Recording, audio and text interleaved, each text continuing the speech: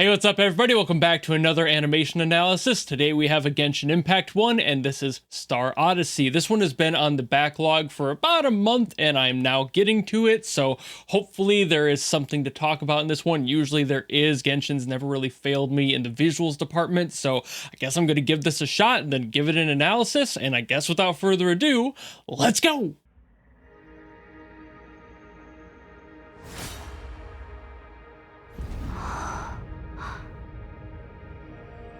Had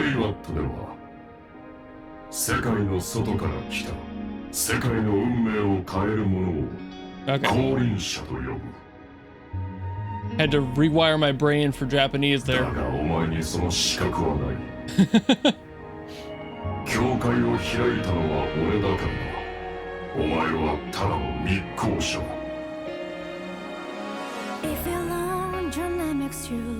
Ooh. I'm not here to talk about the music. This is an animation analysis, darn it. But I already like the way it sounds. Ooh. Good visual there. A good detail adding the lens flares.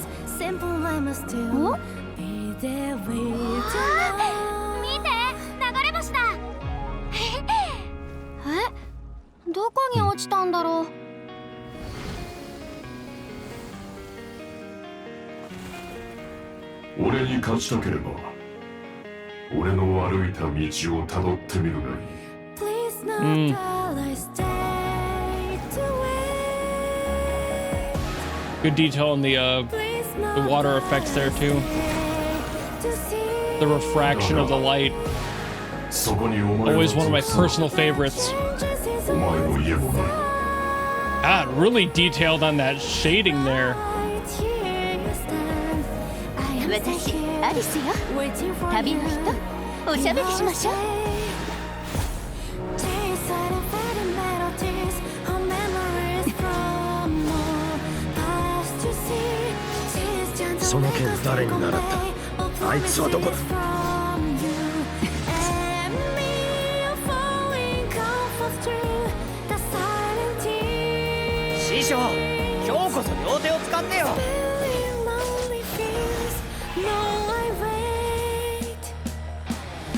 God, their close-up work is really nice. Yeah, whoever's doing these close-ups. I saw impact frames. I'll have to take a closer look at those. Seriously though, those close-up shots are the seller for this.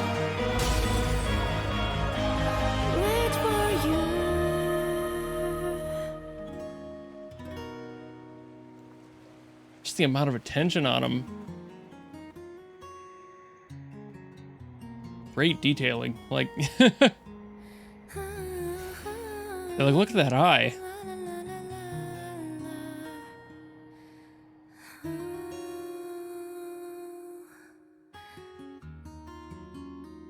All right. I see why people wanted me to watch that one.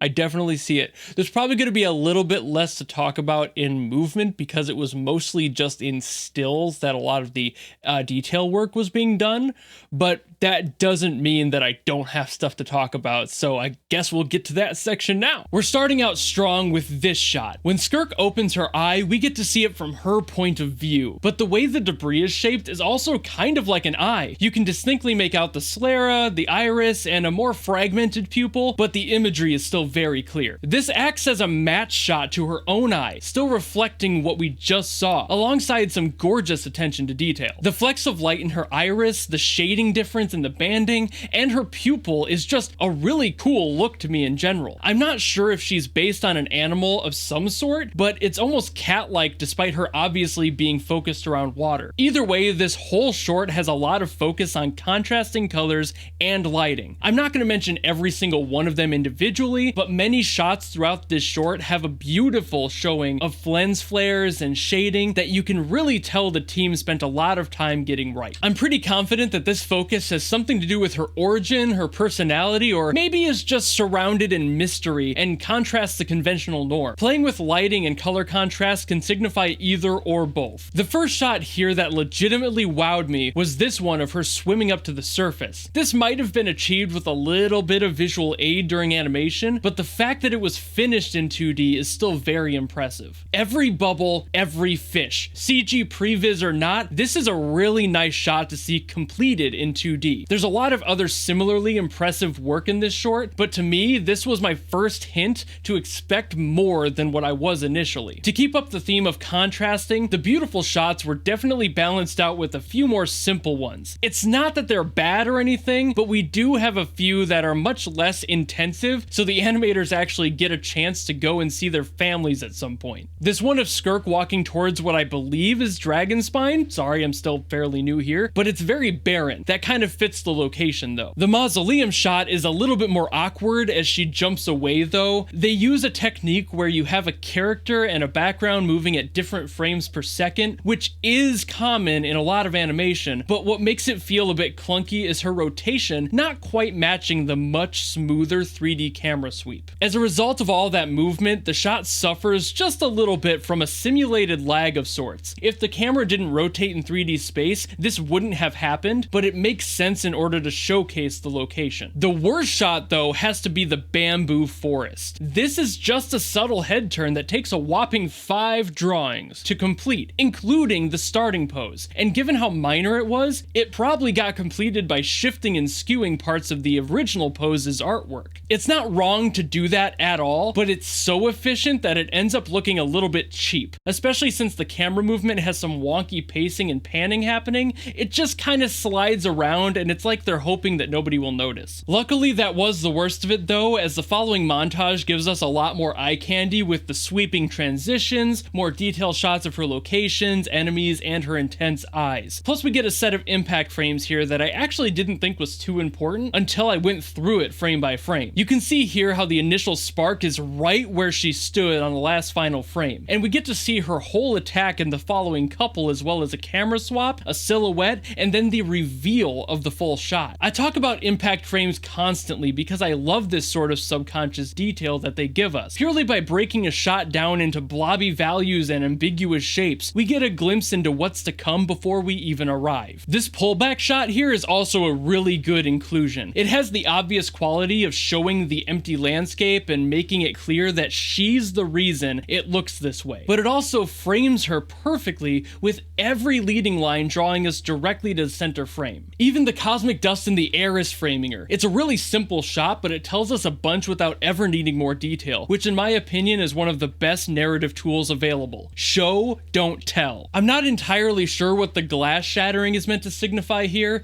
It could be a shattering of expectations, reality, hope, basically anything. Whatever it is, I'm glad they did it simply because it looks cool. From here we get a nice bookend of her looking at the stars, seeing a shooting one not unlike how she arrived at the start, and closing the eyes she started this whole journey with. I'm a big fan of these sorts of cyclical endings to cinematics. Tying things back to the beginning is very common, but it's also details like the shooting star being different yet familiar that showcases true narrative evolution. We aren't just closing the book on the last page, we're getting to apply new information we started without. Much like Skirk experienced throughout this short, it's all about perspective.